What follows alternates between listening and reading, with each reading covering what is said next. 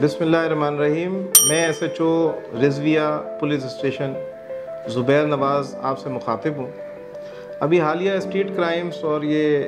जो दीगर वारदातें हैं उसके हवाले से हमारे DIG वेस्ट इरफान बलोच साहब और SSP सेंट्रल ज़ीशान शफीक सदीकी साहब की खुसूसी हिदायत पर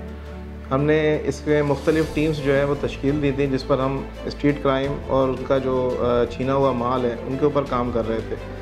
तो देखने में ये आया कि मुल्ज़मान गिरफ़्तार होते हैं मगर उनका जो है वो लूटा हुआ माल जो आवाम का है वो उसमें नहीं मिल रहा था,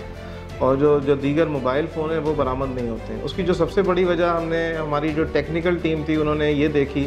कि इन फ़ोनों के जो है वो शनाख्त मिटाई जाती है, इनकी जो IMEI नंबर है उसको मस्क कर दिया जाता है, उनको जो छोटे फ़ोन्स हैं उसके साथ तब्दील कर दिया जाता है बड़े महंगे मोबाइल्स का, जिसके लिए हमने जो है वो मुसलसिल हमने उस पर वर्किंग की और अल्हम्दुलिल्लाह उसमें हमने कल कामयाबी हासिल की है। और कल हमने सुहेल शाह नामी बंदे को गिरफ़्तारी अमल में लाई है,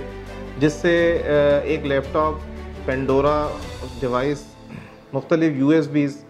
और डिंगल डिवाइसेस जो हैं वो हमने बरामद किए हैं, जिसकी मदद से ये महंगे जो छीने हुए वारदातों के जो फ़ोन हैं या नॉन PTA जो फ़ोन है जिसको महंगी तरीन ड्यूटी भर के और गवर्नमेंट ऑफ पाकिस्तान के ख़जाने में जो है वो जमा करना था, और ये उसको जो है उसका IMEI छोटे मोबाइलों से चेंज कर देते हैं, जिसकी वजह से जो है उन फ़ोन्स की जो है वो शनाख्त ख़त्म हो जाती है